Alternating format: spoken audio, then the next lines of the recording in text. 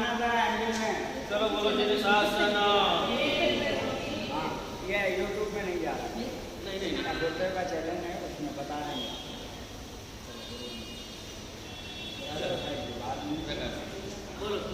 श्यामी कमासनो वंदे हूँ जानी जाए निश्चय आए ढेर वंदना। श्यामी कमासनो वंदे हूँ जानी जाए निश्चय आए ढेर वंदना। इच्छकार कोई राई सुख तप शरीर निराला सुख संयम यात्रा निर्वचोति स्वामी साधारी बात पाने को लाभ दीजोति। इच्छा का निश्चय भगवान अपूर्यो की अभिता रायम आमेऊ इच्छामि क्षामी रायम उसके पहले क्षमा सत्ता ले लेने हैं। हाँ हाँ क्षामी रायम स्वामी किंच पत्य परपत्य बत्ते पाने वीणाए गया बच्चे अल्लावे सलावे उच्चासने समासने अंतर्भाषाए उरी भाषाए ज किंच मज विनय परियणम सुहम वाह वायरे वाह तुम्हें जाना अहम न जानामि दस नक्षामि दुष्णम।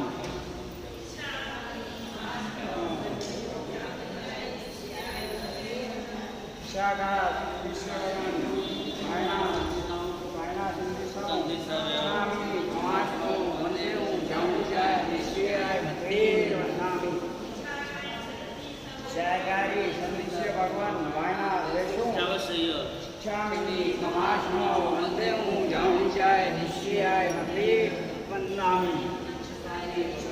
भगवान सहाय करे वायना प्रसाद कराओ। एक काम करो धूप उधर दिया बदल ये धूप वाले धूप खड़े हैं उधर रखो। हाँ उधर गुरुवार के बाद नहीं उधर गुरुवार के बाद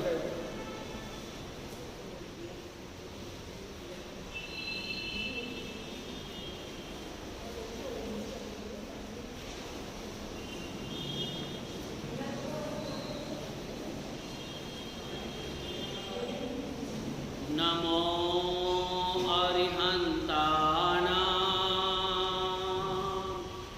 नमो सिद्धानां नमो आयर्यानां नमो वज्रायानां नमो लोये सवसाहुनां एषु पंचनमुखालो सवपावपनाशनो मंगलानं च सवेसिं पठमं हवै मंगलम्। मंगलं श्रीमदर्हन्तां सीताश्च मंगलं मम मंगलं मुनयो नित्या श्रीमन्धरो मंगलम भगवान वीरो मंगलम गौतम प्रभु मंगलम स्थूलिभद्राद्या जैनधर्मोऽस्तु मंगलम। जगज्जन्तु निस्तारणी यानि पात्रां समराम विश्राम संलीन चित्तं नतानि गणाकेन्द्रपादारविन्दां स्तुवे स्वामी श्रीमन्धरं देवदेवं देवादिदेवं जिनराजदेवां कमठे धरणेन्द्रे च शोचितं कर्म कुर्वति प्रभुस्तुल्यमनुवृत्ते पार्श्वनाथ श्रिये स्तुवः। श्रीमते वीरनाथाय सनातायाद्भुतस्त्रिया महानंद सरोराज मरालयार्हते नमः।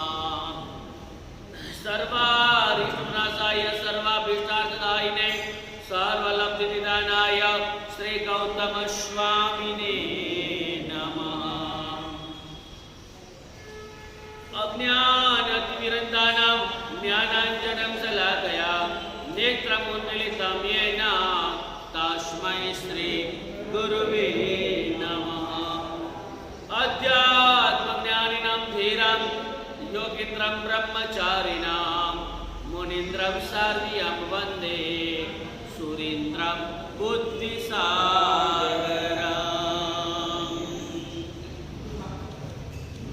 सम्यक् ज्ञानदातारं त्रातारं भविजन्तूनां मुक्तिमार्गोपदेष्टारं सुबोधाब्धिं गुरुं स्तुवे। श्री ओम अध्यात्मज्ञानिनां धीरं योगीन्द्रं ब्रह्मचारिणां मुनीन्द्रं सार्वयं वन्दे सुरेन्द्रं बुद्धिसागरं सुरेन्द्रं कैलाससागरं सुरेन्द्रम् आनन्दसागरं सुरेन्द्रं सुबोधसागरं सुरेन्द्रं मनोहरकीर्तिसागरं सुरेन्द्रं दौलतसागरं सुरेन्द्रं नवरत्नसागरं सुरेन्द्रं विश्वरत्नसागरं। शरणाम्बुजे भक्तो वसे रत्नाम्बुजे परमात्मा कर कमल मा सत्रो वसे मुख कमल मा शारदा नेत्राम्बुजे निविकारता नवकारिणा भी कमल मा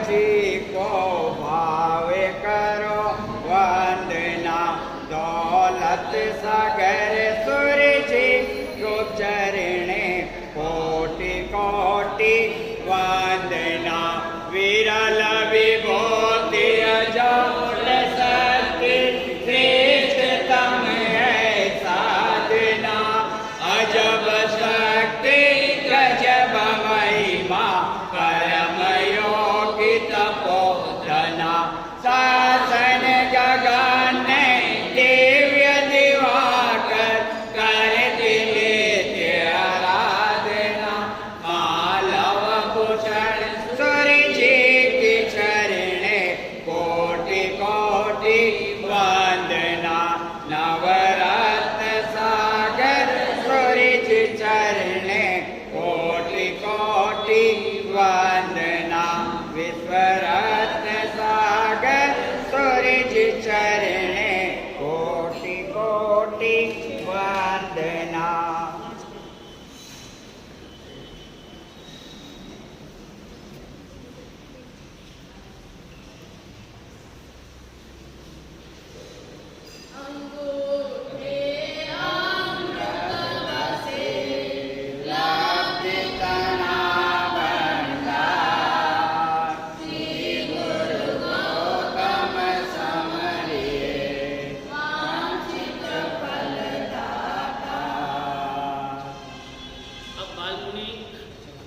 जिस तरह से गुरु महाराज का जो नाम उच्चारण है वो आपको बुला रहे, इस तरह से आपको सबको बोलना है। नमामि सुपद सागरं नमामि सुपद सागरं नमामि सुपद सागरं नमामि सुपद सागरं सागरं सागरं नमामि सुपद सागरं सागरं सागरं नमामि सुपद सागरं जमुना देवी नंदनं नमामि सुपद सागरं जमुना देवी नंदनं नमामि सुपद सागरं प्रवचन प्रभावकं नमामि सुपद सागरं प्रवचन प्रभावक नमामि सुपद सागरं बुद्धि कीर्ति नंदनं नमामि सुपद सागरं बुद्धि कीर्ति नंदनं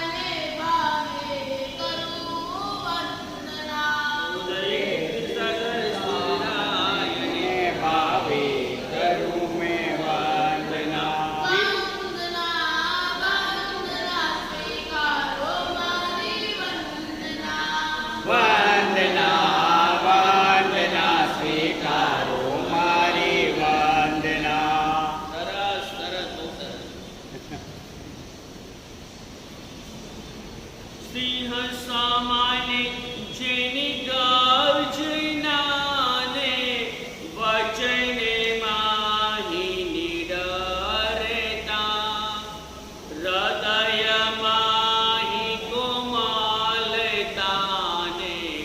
अद्भुत जेनी वात्सल्यता सासने प्रभावत जे कहाय गच्छाधिपति पदे शोभता सागर रत्न सुबोध सागर सूरी गुरु ने वंदना मारी सूरी गुरु ने वंदना। श्री गजना के स्वामी जिन शासन सूर्य प्रवचन प्रभाव गच्छाधिपति आचार्य भगवान सुबोध सागर सुरेश्वर जी महाराजा का आज 15वां महाप्रयाण दिन है। ऐसा लग रहा है कि गुरुदेव आज भी हमारे साथ है। इनकी गैर हाजिरी महसूस ही नहीं होती है। सदैव इनका आशीर्वाद हमारे साथ ही हमारे सर पर ही रहे। वचन सिद्ध महापुरुष कलिकाल में ऐसा कहा जाए तो इनके जैसे आचार्य भगवान गच्छाधिपति मिलना बहुत मुश्किल है। इनके मुख से जो भी निकले,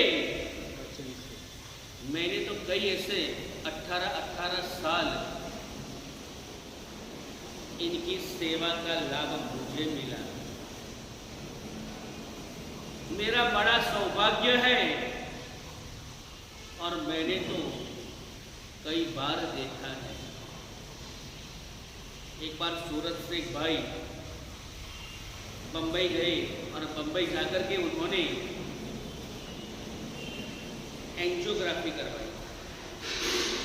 थोड़ा सा दर्द था तो डॉक्टर को दिखाया, कार्डियोग्राम वगैरह करवाया तो डॉक्टर ने बोला कि आपको एंजियोग्राफी करवानी पड़ेगी, तभी मालूम पड़ेगा कि अंदर कितना ब्लॉकेज है।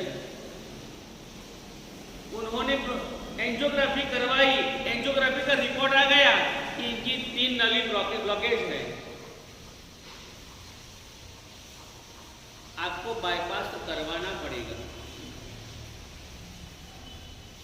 इनके परिचित जो एक दो डॉक्टर थे उनको भी ये रिपोर्ट दिखाए। तब डॉक्टर ने कहा रिपोर्ट देख करके कि भाई 3 नली ब्लॉकेज है, आपको अवश्य बाईपास करवाना ही होगा। डॉक्टर भट्टाचार्य जी के पास ऑपरेशन करवाने के लिए तारीख भी ले गए, पैसे भी भर दिए। जिस तारीख को ऑपरेशन करवाना था उसके 2 दिन पहले वो लोग सूरत से निकलने वाले थे मुंबई जाने के लिए, लेकिन वो गुरुदेव के परम भक्त थे। तो उनके बेटे को विचार आया कि पिताजी को मैं मुंबई इतना बड़ा ऑपरेशन करवाने के लिए ले जा रहा हूं, इससे पहले मैं उनको गुरुदेव का आशीर्वाद दिला दूं। गुरुदेव का हाथ सर पर,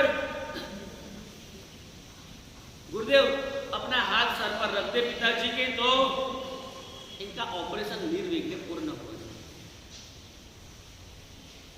ऐसे भाव से वो बीजापुर आए और गुरुदेव को सारी बात बताई कि गुरुदेव पिताजी को बाईपास का ऑपरेशन करवाने के लिए मुंबई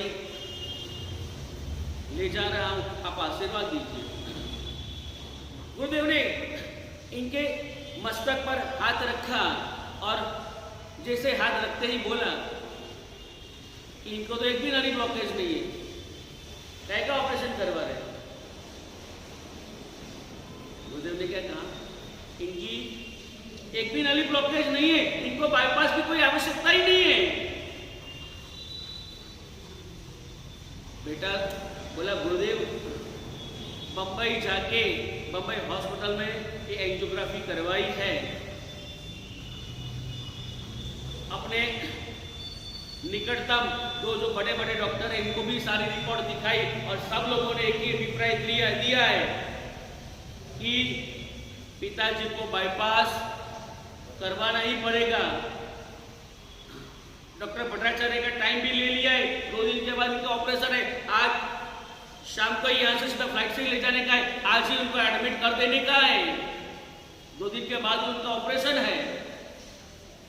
गुरुदेव ने कहा इनकी ऑपरेशन की आवश्यकता ही नहीं है, इनको कोई नली ब्लॉकेज है ही नहीं। एक काम कर, तू फिर से एंजियोग्राफी करा, डॉक्टर साहब को अभी रुकने का बोल दे और तू फिर से एक बार एंजियोग्राफी करवा। बेटा मुंबई का पिताजी को लेकर के डॉक्टर भट्टाचार्य जी को रिक्वेस्ट किया। भट्टाचार्य जी भी गुरुदेव के परम भक्त थे और गुरुदेव का बाईपास का ऑपरेशन भी भट्टाचार्य जी ने किया था। तो गुरुदेव का नाम सुनते ही भट्टाचार्य जी ने कहा ठीक है, गुरुदेव ने बोला है तो आप फिर से एंजियोग्राफी करवा लो, मैं दूसरी तारीख तक इंतजार करूंगा, ये ऑपरेशन आपका मैं पोस्टपोन कर देता हूं। दूसरी बार उन्होंने एंजियोग्राफी करवाई और एंजियोग्राफी का रिपोर्ट लेकर के डॉक्टर भट्टाचार्य जी के पास गए। भट्टाचार्य जी ने देखा और बोले कि सचमुच इनमें एक भी नली ब्लॉकेज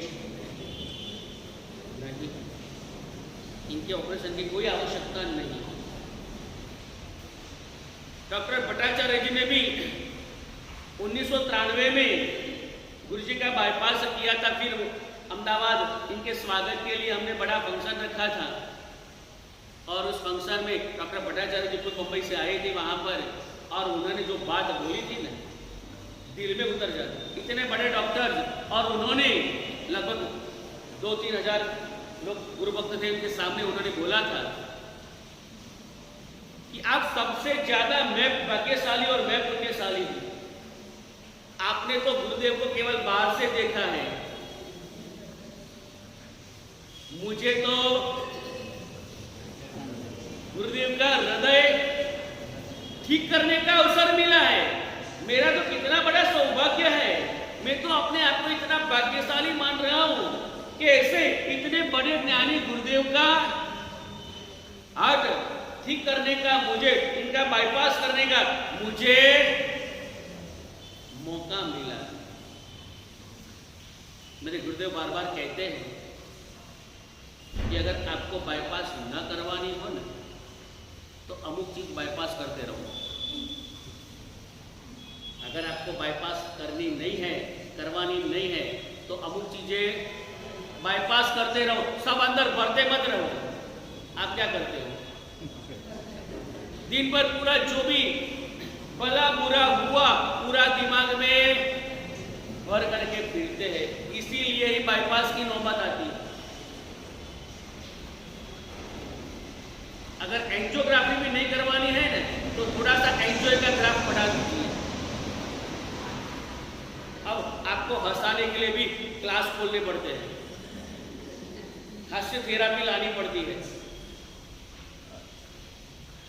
आज तो हंसना भी, हमारे गोत्रा जी को पूछो कि लास्ट कब हंसे थे तो बोली शादी से पहले, इसके बाद तो हंसना ही बंद हो गया है, खुल करके हंस भी नहीं सकते, ऐसी नौबत आ गई है। अगर एंजियोग्राफी नहीं करवानी है तो एंजियो का ग्राफ बढ़ाना है और बाईपास नहीं करवानी है तो अमुक चीजें बाईपास करनी है। कक्षा गुरुदेव ने कहा था, वो बात सुन के भट्टाचार्य जी भी चकित हो गए कि नहीं, पहली रिपोर्ट में कुछ गड़बड़ी,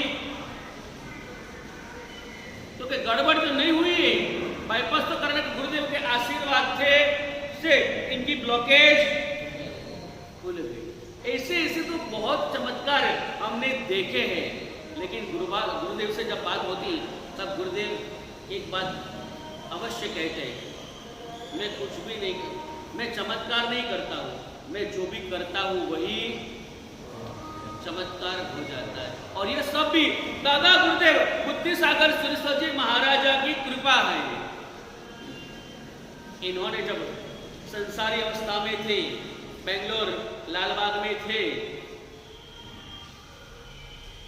वहां से वो जब मंदिर जी गए तो वहां पर बुद्धि सागर सूर्य महाराजा की तस्वीर इन्होंने देखी। ऐसी ही तस्वीर थी, गुरुदेव की फोटो, बुद्धि सागर सूर्य महाराजा के फोटो थे, और वहां पर वो खुद जंगल में ध्यान लगा करके बैठे थे, और आजू बाजू में ऐसे ही जंगली कोई वाघ से सब आकर के ऐसे ही बुद्धि सागर सुरेश्वर जी महाराजा के पास रियल में आके बैठ जाते थे। ये तो आपने तो बनाए हैं। बुद्धि सागर सुरेश्वर जी महाराजा जिन्होंने आज से 150 साल पहले भविष्यवाणी की है, आज भी अक्सर वो सत्य हो रही है। गई साल 15 अगस्त को माननीय मुख्यमंत्री श्री नरेंद्र भाई मोदी जी ने लाल किले पर से भी ये बुद्धि सागर सुरेश्वर जी महाराजा की भविष्यवाणी की। प्रधानमंत्री नरेंद्र भाई मोदी जी ने भी लाल किले से गुरु महाराज बुद्धि सागर सूर्य महाराज का नाम लेकर के इनकी भविष्यवाणी का उल्लेख कर अपने प्रवचन में 15 अगस्त के अपने प्रवचन में किया। बुद्धि सागर सुरेश्वर जी महाराजा ने घंटाकर्ण वीर जी की स्थापना की, वो भी केवल और केवल उस वक्त जैन और हिंदू परिवारों के ऊपर अमुक प्रकार की विधियां की जाती थी और वो हैरान परेशान हो जाते थे। कोई मुस्लिम मौलवी आकर के उनको बोलता था कि भाई आप मीरा दातार की मानता रखो, वहां पर चादर चढ़ाना, आपका काम हो जाएगा। जैसे ही वो मीरा दातार की मानता माने, इनका काम हो जाता था, क्योंकि इनका ही करवाया हुआ था। इसी तरह से गुजरात में जितने भी मुस्लिम में भी बोहरा परिवार है, वो सारे बटलाए हुए धर्म परिवर्तन किए हुए परिवार हैं। ऐसे समय में बुद्धि सागर सुरेश्वर जी महाराजा ने ध्यान लगा करके घंटाकर्ण वीर जी दादा को प्रकट किया और उनके पास से वचन लिया। इस श्रावक को सुख चाहिए, सुख की इच्छा से वो दुख से दूर भागना चाहता है और सुख उनको छोड़ करके जाए नहीं। आप सबकी मनोकामना क्या है? दुख मेरे पास कभी आए नहीं और सुख मुझे छोड़कर कभी जाए नहीं। तो सुख पाना है तो सुखड़ी और उत्तम फल श्रीफल, फल आपको शुभ फल चाहिए तो इसके लिए शुद्ध फल परमात्मा के और देव के चरण में धरना चाहिए। तो सुखड़ी और श्रीफल जो वीर जी के चरणों में रखेंगे और अपनी जो मान्यता मन में वो धारणा करेंगे, उसकी सब उनकी मान्यता, उनकी मानता पूरी होगी। ऐसा वचन वीर जी के पास से लेकर के बुद्धि सागर सुरेश्वर जी महाराजा ने मौड़ी में स्थापना की। इसी वंश परंपरा में बुद्धि सागर सुरेश्वर जी महाराजा का शिष्य कीर्ति सागर सुरेश्वर जी महाराजा और इनके शिष्य ये गच्छाधिपति सुबोध सागर सुरेश्वर जी महाराजा। केवल ऐसी छवि देखी गुरु महाराज की और मन में विचार आया, ये कैसे गुरु भगवान थे? जंगली रानी पशुओं भी इनका प्रवचन सुनने, इनका दर्शन करने के लिए आते हैं और वो धन्यता अनुभवते हैं। मुझे भी ऐसा योगी बनना है, इनके शरण मुझे ही जाना है। पिता चुनीलाल भाई पुलिस फौजदार थे और स्टेडियम में इतनी उनकी धाक थी, वहां पर तो डाकुओं का जमाना था, पर पूरे पालनपुर डिस्ट्रिक्ट के सारे डाकुओं इनके नाम से कांपते थे। और इनका ही बेटा ये वर्दीचंद, उन्होंने सब गुरु भगवान के पास जाकर के कहा, गुरु भगवान मुझे दीक्षा दो। गुरु भगवत ने कह दिया, भाई आपके पिताजी को पूछ करके आओ, पिताजी की आज्ञा लेकर के आओ। वर्दीचंद बोला, पिताजी तो आज्ञा देने वाले नहीं है, मुझे तो खानगी में दीक्षा लेनी है। आपको देनी है? सब गुरु भगत बोलते थे, हाथ जोड़ दिया, हम लोग नहीं देंगे। गुजरात के चाणस्मा गांव आए, वहां चरण विजय जी महाराज थे, उनके पास से कपड़ा और रजोहरण ले लिया। बोले कि भले आप दीक्षा न दो, मुझे आप वेश दे दो। कपड़े और रजोहरण दे दिया, अपने आप पहन लिया और पहन करके बैठ गए। पिताजी के पास बात पहुंची, सब जगह तपास करवाई। तपास करते करते तो मालूम पड़ा कि चाणस्मा में है और उन्होंने दीक्षा ली है। मारते घोड़े पिताजी अपने 4-5 साथियों को लेकर के चाणस्मा आए। बाहर आते ही अपने बंदूक से फायरिंग किया। गांव वाले सब डर गए, कुछ डाकू लोग आए हैं, लेकिन देखा कि तो पुलिस के बेस में है। आए सीधे मंदिर में आए, उपाश्रय में आए और सीधा ही गुरु भगवंत को सुबह सागर सुरेश्वर जी महाराज जो वर्दीचंद जो कपड़े पहनकर बैठे हैं, उनको आकर के हंटर से मारने लगे। तब ये वर्दीचंद यानी कि मुनि भगवंत ने कहा कि आप चाहे कुछ भी कर लो, मैं वापस घर आने वाला नहीं। मुझे तो इस संसार से मुक्ति चाहिए, इस संसार में मुझे नहीं रहना, मुझे तो योगी जीवन जीना है। कहा न कि उच्च कर नीच कर अवतरे आकर संत को संत। चाहे कुछ भी जहां पे भी वो जन्म लिया हो, लेकिन आकर संत का बीज है, वो अवश्य संयम के मार्ग ही जाए।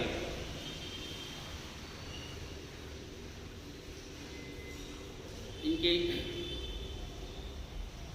पिताजी के भाई यानी कि गुरुदेव के काका श्री ने ये रजोहरण खींचने का प्रयत्न किया। तुरंत जैसे ही रजोहरण को हाथ लगाया, तुरंत वहीं पर ही उनको लोहे की वॉमिट हुई। वो डर गए। फिर मालूम पड़ा कि अब तो ये डरने वाला नहीं है। तब उन्होंने कहा कि अगर आपकी चारित्र की भावना है तो मैं जिनको गुरु मान रहा हूं, कीर्ति सागर सुरेश्वर जी महाराजा, पहले वो कीर्ति सागर सूर्य महाराजा के पास गए और कीर्ति सागर सुरेश्वर जी महाराजा के पास जाकर के कहा, गुरुदेव इतनी साल से मैं आपका भक्त हूं, मेरा बेटा इतने दिन से घर से लापता है, आप बताओ मेरा बेटा कहाँ है। यहाँ पर वर्दीचंद को भी मालूम था कि गुरुदेव के पिताजी भक्त है, गुरुदेव के पास जाएंगी। गुरुदेव को संदेशा भेजवा दिया था कि मैं चाणस्मा हूं और मैंने दीक्षा ली है। जैसे पिताजी गुरुदेव के पास आए, कीर्ति सागर सूर्य महाराजा के पास, और बोले कि मेरा बेटा कहाँ है, आप बताओ। गुरुदेव ने भी कहा एक शर्त है, मैं बताऊं जो तू बेटा मुझे दे दे तो मैं बताऊं। पिताजी चुनीलाल भाई ने कहा मैं इनकी परीक्षा करूंगा, अगर मेरी परीक्षा में वो पास हो गया तो मैं आपको तब दूंगा। कीर्ति सागर सूर्य महाराज ने कहा मुझे मंजूर है, और वो भी चाणस्मा में है। तो चाणस्मा आए, परीक्षा में पास हो गई। तो बोले कि अब आपको मैंने वचन दिया है कीर्ति सागर सूर्य जी महाराजा को, आप इनका शिष्यत्व स्वीकारो। सबके साथ दिशा आए और वहां पर धामधूम से कीर्ति सागर सूर्य जी महाराजा के पास चारित्र लिया। चारित्र लेने के बाद पहले ही दिन से स्वाध्याय में मग्न, अभ्यास में इतने मग्न, ज्ञान अग्नि इतना प्रदीप्त कर दिया। हमको मालूम है बाईपास कराने के बाद तुरंत ही सीधा बाईपास की बात जब आई तब मैं बोलता हूं कि डॉक्टर भट्टाचार्य जी ने बाईपास किया, इसके बाद उनको बोला कि आपको 1 महीने तक ये बंबई हॉस्पिटल के सराउंडिंग 5 किलोमीटर के एरिया में आपको रहना है। 1 महीने के बाद आपको गुजरात जाना हो तो जाना, लेकिन ये 5 किलोमीटर का सराउंडिंग एरिया आपको छोड़ना नहीं 1 महीने तक। जब 1 महीने की डेट आई ना तब हम बड़ौदा में थे। गुरुदेव इतना कॉन्फिडेंस था मुझे कुछ होने वाला। अरे बाईपास करवाने के लिए जब ऑपरेशन थिएटर में ले जा रहे थे, नेमिष सुरेश्वर जी महाराजा के समुदाय के आचार्य भगवान चंद्रोदय सागर सुरेश्वर जी महाराजा भी वहां थे और वो बोले कि मैं आपको निर्याम ना कराऊं, ऑपरेशन के लिए ले जा रहे, कुछ भी हो सकता है, आपको सब यहाँ से घोषिरा करके ही आपको जाना है। तब गुरुदेव ने कहा मुझे तो कुछ होने वाला नहीं है, इन लोगों की शांति के लिए ही मैं जा रहा हूं, मैं तो अभी वापस आने वाला हूं। वहां पर भी गुरुदेव ने सामने से उपदेश दिया और कहा मैं तो अंदर से निर्लेप हूं। वहां पर भी गुरुदेव ने मांगलिक सुनाया, प्रवचन दिया और भट्टाचार्य जी ऑपरेशन थिएटर में ले गए, अच्छी तरह से ऑपरेशन किया, वापस लाए, कहा कि 1 महीने तक ये 5 किलोमीटर की बॉर्डर नहीं छोड़नी है। 1 महीने की तारीख के तो हम बड़ौदा पहुंच गए। इनकी आत्मिक शक्ति इतनी तेज थी, सीधे चौमासा हमारा पालिताना तय हुआ और पालिताना जी में साबरमती धर्मशाला में भगवती जी महासूत्र के ऊपर प्रवचन शुरू हुए। आप सबने शायद नाम सुना होगा, गुजरात में श्रावक जिनका नाम है कुमारपाल विशा, शायद सब लोगों ने नाम सुना होगा कुमारपाल भाई का। कुमारपाल भाई का जीवन पूरा सारा जिन शासन को समर्पित है, बाल ब्रह्मचारी है और कुमारपाल भाई ने पूरा जीवन जिन शासन को समर्पित कर दिया है। इनके पास आज भी इतने इतने बड़े बड़े कार्य करते हैं, चाहे भूकंप हो, चाहे सुनामी हो, चाहे कुछ भी प्रकार के आंधी तूफान में लोग फंसे हुए हो, वहां पर सबसे पहली हाजिरी कुमारपाल भाई की होती है। उनकी सारी टीम वहां पर पहुंच जाती है, राहत कार्य में लाखों और करोड़ों रुपए खर्च करके। भूकंप में उन्होंने कई लोगों को घर बनवा के दिया, राशन वगैरह सब इनके पास। कई बड़े बड़े श्रेष्ठियों के ब्लैंक चेक पड़े रहते हैं, साइन किए हुए ब्लैंक चेक। आपको जो रकम भरनी है वो, कभी भी कोई मुसीबत आए ये चेक आपके पास है, पूरी चेकबुक आपके पास है, आपको जितनी भी लगे इतनी राशि भर के आप, इतना भरोसा। ऐसे कुमारपाल भाई द्वारका में थे, कलिकुंड में थे और वहां पर खड़तलगढ़ के साध्वी जी भगवान विहार कर करके कलिकुंड में आए, कुमारपाल भाई से मिले और कुमारपाल भाई से बोला कि हम लोग, हमारा चातुर्मास इस साल पालिताना तय हुआ है। सुना है कि हम लोग गुजरात में ही पहली बार आ रहे हैं और पालिताना में सुना है कि बहुत सारे गुरु भगवंत हैं, इनके बहुत सारे प्रवचन होते हैं, लेकिन हमको तो तत्व का प्रवचन सुनना है, हम किसका प्रवचन सुने। तब कुमारपाल भाई ने कहा था कि मेरे गुरुदेव गच्छाधिपति सुबोध सागर सुरेश्वर जी महाराजा भी इस साल पालिताना में ही चातुर्मास है, आप इनके प्रवचन अवश्य सुनना, दूसरे सबका सुनना टाइम से, लेकिन इनका एक भी प्रवचन आप मत चुकना। कुमारपाल भाई से बात सुनी, बिहार करके पालिताना जी आए और आकर के गुरु भगवंत को मिले कि प्रवचन का टाइम क्या है। प्रवचन का टाइम 9 बजे का था।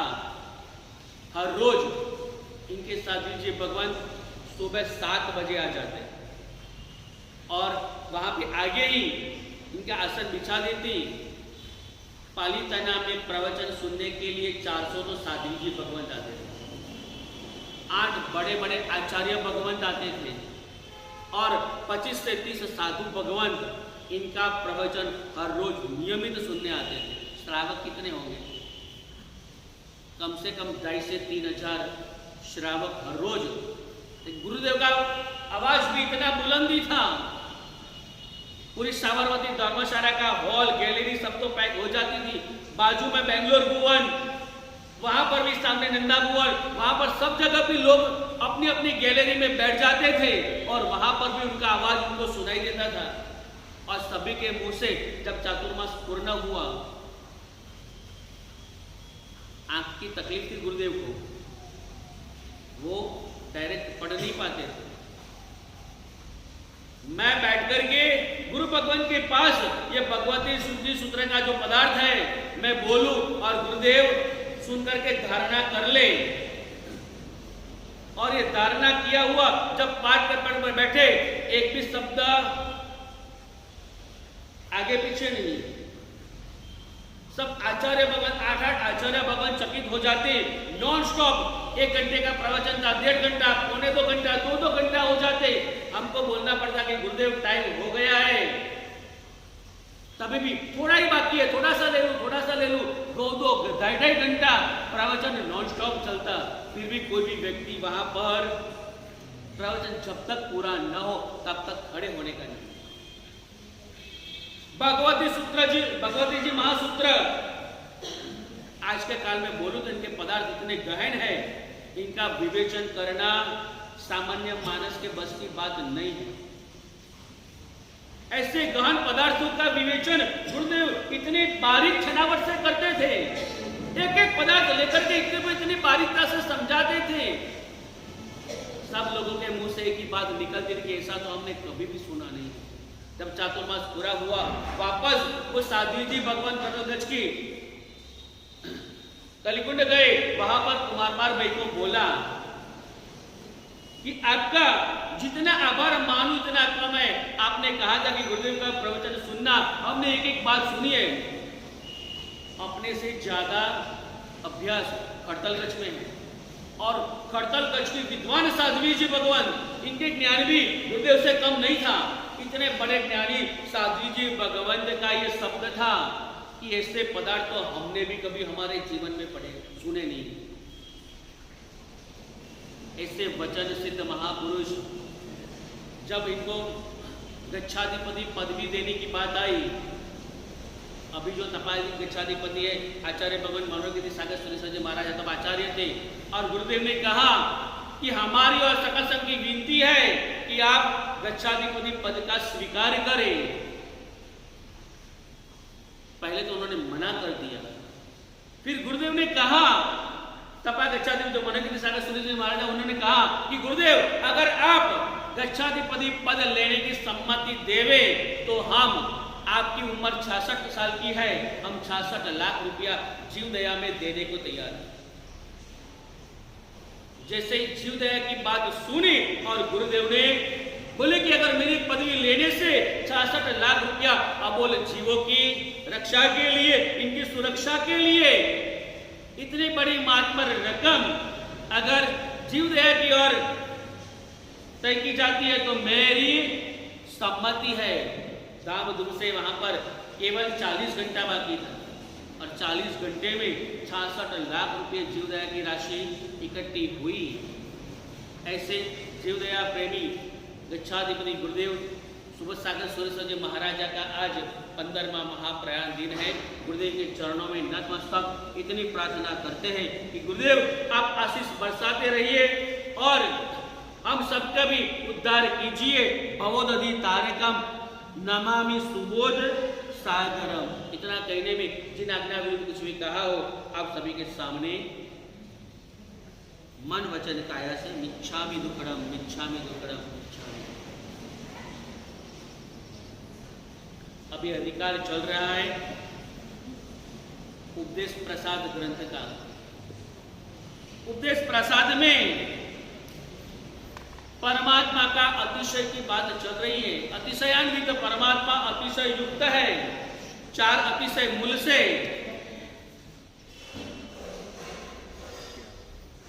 19 देवना की 19 अतिशय देवों के किए हुए और 11 अतिशय इनके कर्म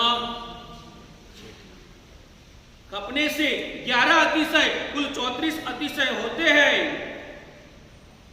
यहां पर 11 अतिशय बता रहे हैं कि 4 गाति कर्म के क्षय होने से जो 11 अतिशय परमात्मा को उत्पन्न होते हैं, वो उसमें बताते हैं कि भगवान की समोसरण भूमि 1 योजन विस्तार वाली है और इतनी भूमि में जघन्य से 1 करोड़ देवी देवता, लाखों श्रावक श्राविकाओं, कितने हजारों पशु पंखियों सब परमात्मा की देशना सुनने को आते हैं और वहां पर सब बैठते हैं। किसी को भी जरा से बाधा नहीं पहुंचती, बिल्कुल गीचो गीच बैठे हैं, फिर भी किसी को भी कोई बाधा नहीं, किसी का ध्यान भी भटकता नहीं, किसी का पाँव लगा ये लगा, किसी का ध्यान भी वहां पर जाता। और आपका प्रवचन में कितना ध्यान भटकता है। यहां पर तो परमात्मा का अतिशय है। परमात्मा की वाणी कैसी है, शास्त्रों में इनका वर्णन किया गया परमात्मा की वाणी का कि 100 साल की बुढ़ी डोसी मां यानी कि माझी आजीविका के लिए जंगल में गई है और लाकड़ा काट करके अपने मस्तक पर लेकर के आई है। जो व्यापारी था उसने बोला था कि 20 किलो यानी कि 1 मन लकड़ा हर रोज तुझे लाना होगा। 20 किलो में से जरा सा भी कम होगा तो दूसरी बार जाना होगा और दूसरी बार 20 किलो लाना होगा। वो जंगल में गई है और लकड़ा लेकर के आई। बीच में एक लकड़ा पड़ गया, उसको मालूम नहीं रहा और लेकर के आई। उस व्यापारी ने तोला, बोले कि आज लकड़ा कम है, फिर से जा। ऐसे 3 बार वापस बेची आजीविका के लिए। वो तीसरी बार गई है, मध्याह्न वेला भी हो चुकी है, धूप भी मस्तक पर आ गया है और उस वक्त वो 20 किलो यानी कि 1 मन लकड़े की बारी सर पर रख करके वो आ रही है। फिर से भी एक लकड़ा गिर गया, उनको मालूम पड़ा कि मेरा लकड़ा गिर गया है। वो लेने के लिए झुकी है, जैसे लकड़ा पकड़ने के लिए झुकी है और उस वक्त परमात्मा की वाणी इनके कान पर गूंजी। वहीं पर इनका हाथ थम गया और कितने टाइम तक, पूरा 1 प्रहर वो ऐसे ही ऐसी झुकी रहे नॉन स्टॉप। वहां कहते कि परमात्मा की वाणी 6 महीने तक अगर कंटिन्यू रहे तो भी उसको खाना पीना भी, भूख तरस कुछ भी याद ना आए और ऐसे ही झुकी रहे तो भी उनको थक महसूस न हो। ऐसी परमात्मा की वाणी का अतिशय है। इसलिए इतनी भूमि में देवो मनुष्य तिर्यक सब बैठे हो, दूसरे को एक दूसरे से बाधा नहीं पहुंचती है, परस्पर संकोच नहीं रहता है।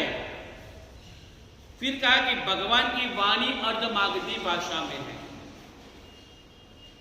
भगवान मालकोश राघवे अर्धमागधी भाषा में ही देशना देते हैं और वहां पर तो देश प्रदेश से आए हुए पशु पंखी देव सब बैठे हैं और सब परमात्मा की देशना अपनी अपनी भाषा में समझते हैं। आज भी संसद भवन में ऐसा मशीन लगा हुआ है संसदों के लिए, क्योंकि संसदों तो अलग अलग भारत के सभी राज्यों में से वहां पर आते हैं। कोई तेलुगु से आता है, कोई बंगाली है, कोई उड़ीसा से आया है, कोई गुजरात से गया है, कोई यहां से एमपी से गया है और सबको, क्योंकि जो अपर होते हैं ना वही सब निरक्षर वहीं पर बैठे हुए। इनमें साक्षरता का अंक कितना, जो संसद है 544 है, इनमें से साक्षर कितने होंगे? बहुत कम, ज्यादातर निरक्षर है। और वो लोग अपनी अपनी भाषा के, अपने अपने राज्य की भाषा के सिवा और कोई भाषा नहीं जानते। तो वहां पर एक मशीन लगाया हुआ है, अपनी भाषा आपने सेट कर दी, वहां पर कोई भी भाषा में वो बोलेगा, अपने आप ट्रांसलेशन होकर के आपको अपनी भाषा में सुनाई देगा। आपने यहाँ मालवा की भाषा सेट की है, तो वहां पर वो गुजराती में बोलेगा, फिर भी आपको ट्रांसलेट होकर के, ये पूरा साइंस है ना, परमात्मा की वाणी से ही संशोधन हुआ। जैन दर्शन से ही ये पूरा साइंस का उद्भव हुआ है। जो भी शोध की है वो पूरे जैनिज्म के आधार पर ही हुई है। परमात्मा ने तो लाखों करोड़ों साल पहले बोला है।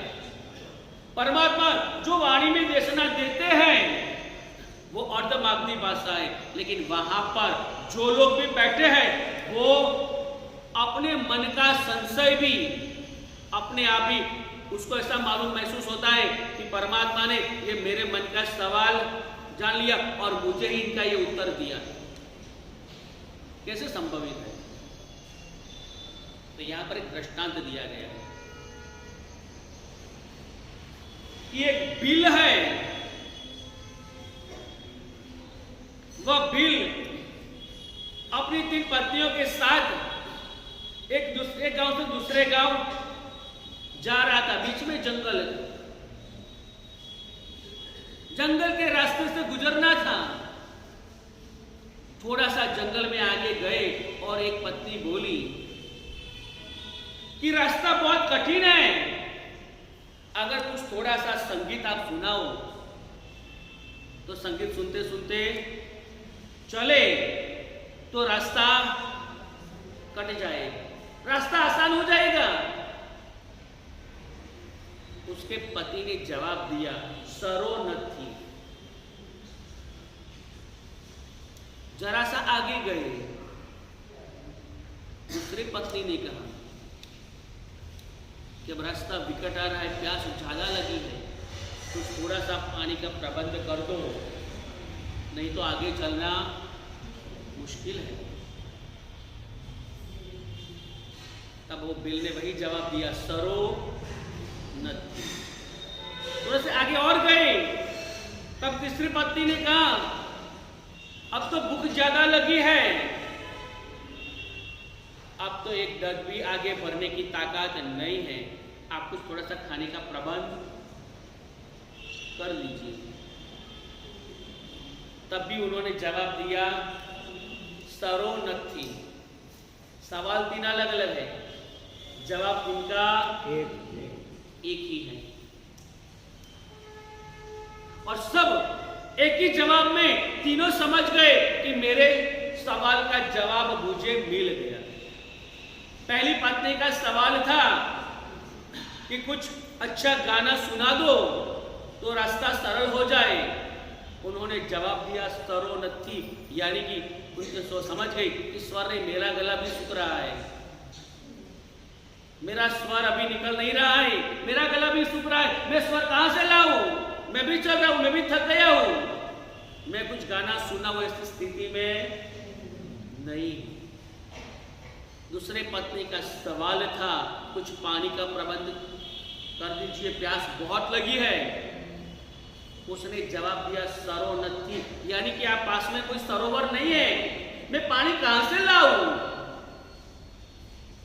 और बिल थी, निम्न जाति के थे। तीसरी पत्नी ने कहा, मुझे भूख लगी है, कुछ खाने का प्रबंध कीजिए। कहा कि सरो न थी, सर यानी कि बाण नहीं है, शिकार करके भी कुछ मुझे खिलाओ, लेकिन मेरे पास सर यानी कि बाण भी नहीं है। सवाल 3 अलग अलग है और जवाब एक ही है। जो एक ही शब्द से वहां पर बैठे हाजिर तीनों व्यक्ति के जवाब मिल गए। एक सामान्य बिल के एक जवाब से अपनी 3 पत्नी जो संतुष्ट हो जाती है, तो ये तो परम करुणा के सागर परमात्मा, अनंत ज्ञान के धारक है, केवल ज्ञान केवल दर्शन के धारक परमात्मा, और इनके मुख में से निकले हुए शब्द जिनमें शब्द कम होते हैं और अर्थ ज्यादा निकलते, मीनिंग इनके और आपके तो शब्द ज्यादा और अर्थ, आपके और परमात्मा की वाणी में डिफरेंस क्या है? ऐसा हुआ था,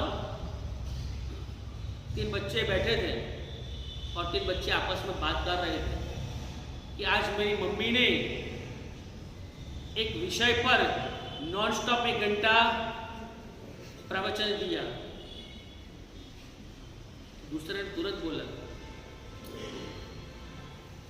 तेरी मम्मी से मेरी मम्मी महान है, क्योंकि मेरी मम्मी ने तो केवल एक शब्द पर 3 घंटा नॉन स्टॉप प्रवचन दिया। तब तीसरा बोला कि आप दोनों से मेरी मम्मी महान है। मेरी मम्मी ने तो बिना शब्द बोले ही, मेरे पापा चुपचाप बैठे बैठे पेपर पढ़ रहे थे और बोले कि मुंह में मकबरा है, ऐसा करके नॉन स्टॉप लेक्चर शुरू हो गई। ऐसे शब्द की कोई कीमत नहीं, उसी शब्द की कीमत है जिनके कम शब्द में, कहा ही नहीं कि कम बोलो और तोलो ज्यादा। मूर्ख और बुद्धिशाली में डिफरेंस क्या है?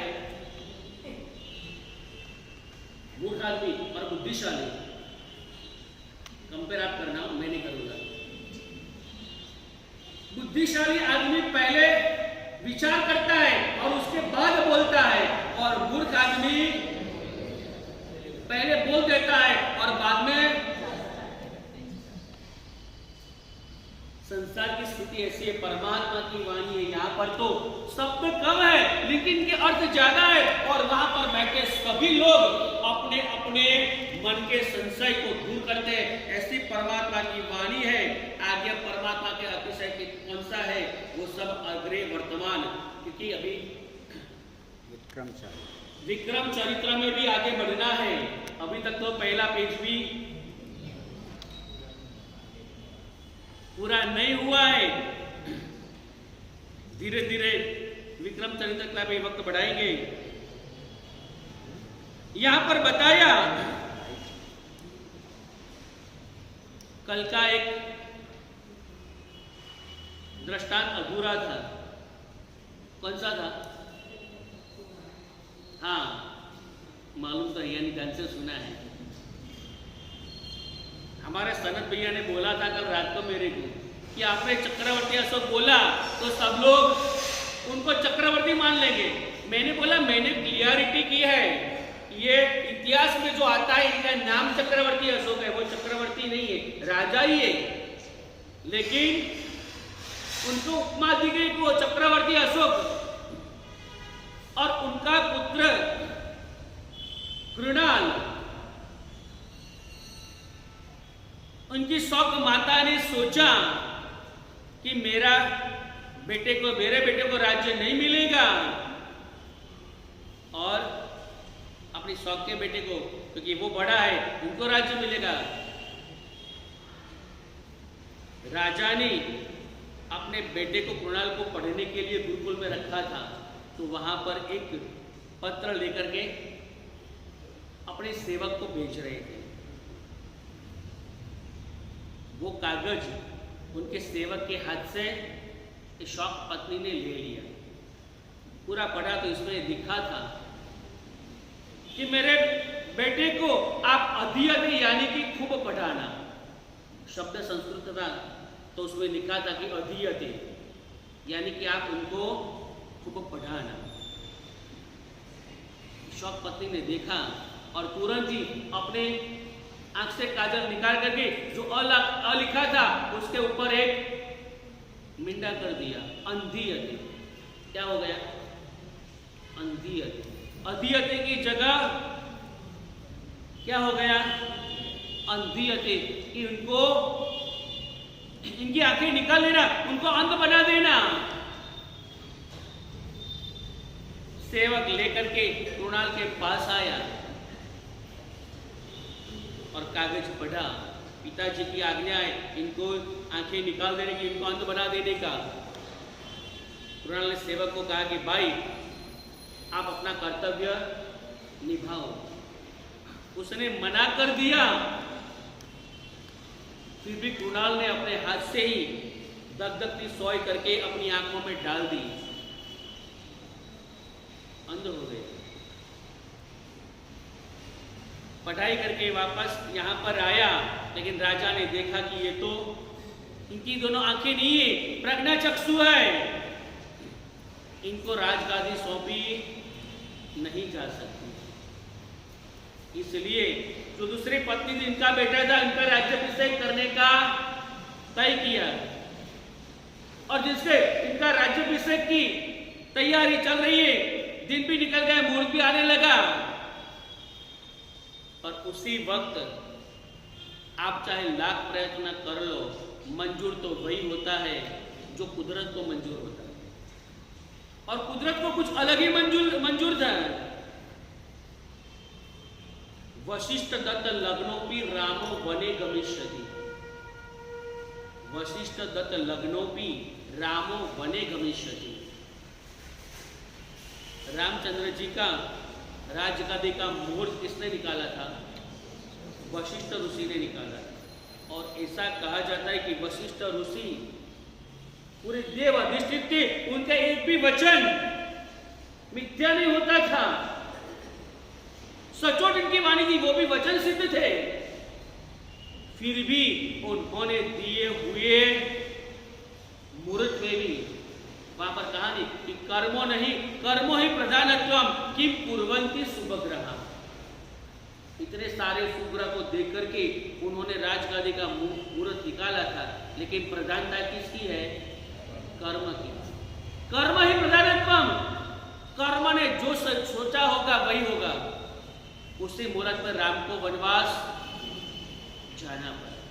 बस उसी तरह यहां पर दूसरे बेटे का राज्याभिषेक की तैयारी है, और उसी वक्त कुणाल राजमहल में प्रवेश करता है। पिताजी ने देखा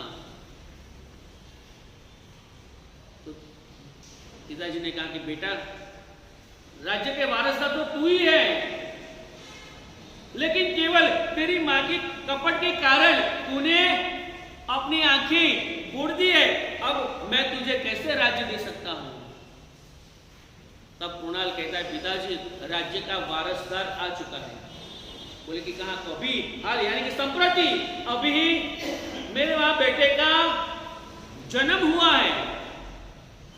तुरंत राजा ने बोला, उस बेटे को लाओ, इसी मुहूर्त में इनका राज्याभिषेक कर दो। संप्रति यानी कि हाल अभी ही जन्मा है, उनका नाम संप्रति करके उनकी राज्याभिषेक कर दी। वो संप्रति भी कौन था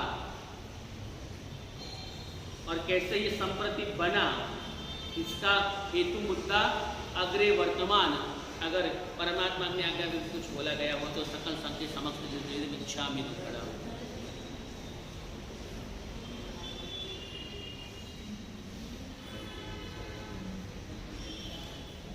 बोलिए संकेश्वर काशीनाथ भगवान के परम पूज्य गच्छाधिपति कुंती सागर सुंदर साहब के परम पूज्य गच्छाधिपति सुबोध सागर जी महाराज साहब के जन जन की आस्था के केंद्र आचार्य डॉक्टर सागर जी महाराज साहब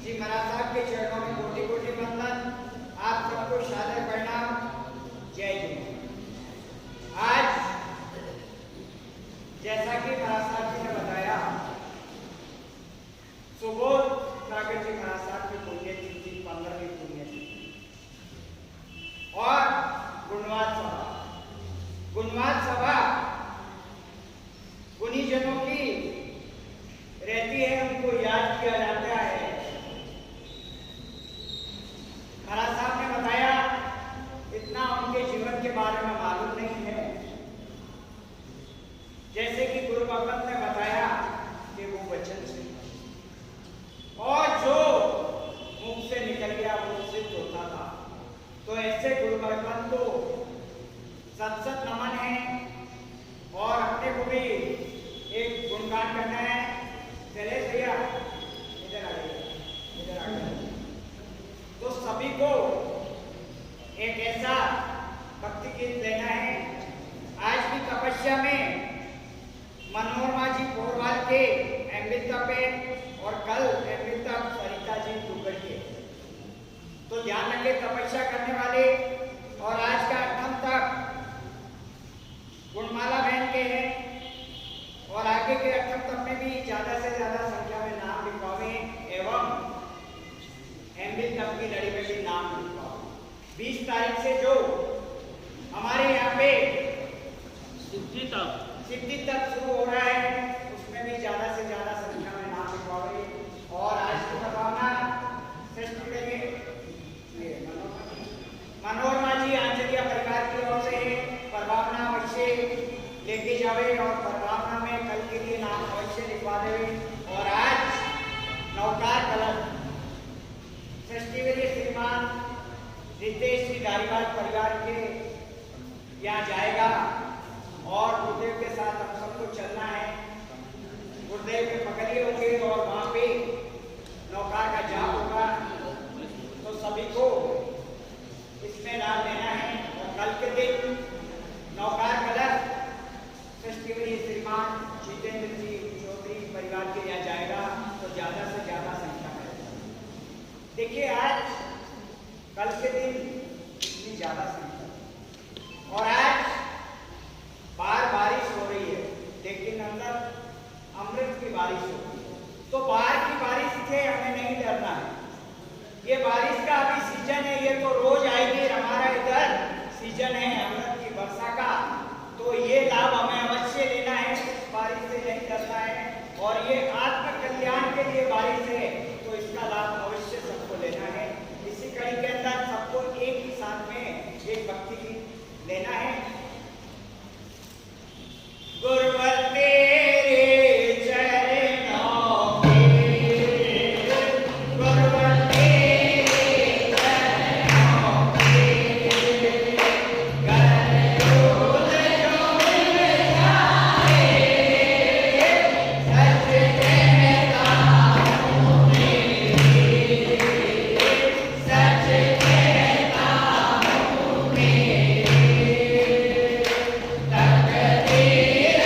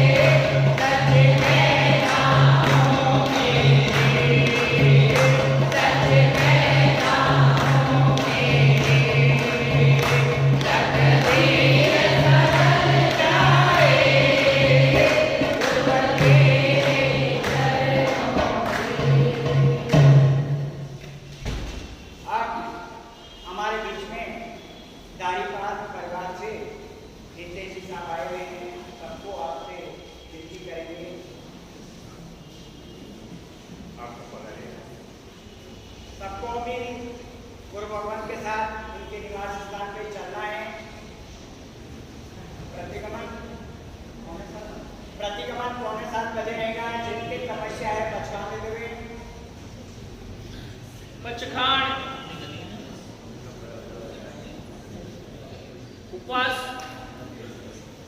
वाले सूर्य के अपने काय तिमी जो भी आर मसन माने करे मारा मचे सूर्य के परिवर्तन मुठे समझ काय अनंतर आगमन नाम जागा मते तावट बतावे तो माणसा लेवेना ऑल लेवेना बोलला ससितना सिरना बोसी रे आम्ही लेकासना बेसना बोलसे 60 वर्षे उग्र सूर्य नवकासे बोलसे 60 वर्षे तुम्ही काय बोलते तुम्ही आर मसन माने करे आम्ही लंगे कमी कमी काय अंतर आगमन सत्य हम लेवल की तो पेदो करना पड़ছে কেন বাইটা মানে গান মান তো তুমি কাজ করতে বিয়ে করতে তুমি আর মसन काय मग जागा गुरुवडे नाम বাইটা মানে গান মান लेवेना और लेवेनवा बहुलेना ससितना सिरना बोसी रे आज और कल जिनको अंतर्वाहिना करना हो कर लेना सबको परसों से सिद्धि तप में चुनना है पहला उपवास तो सबको करना ही करना है आंचलिया परिवार दूसरी पाली में कोई आएगा आंचलिया परिवार से और आज की तपस्या वाला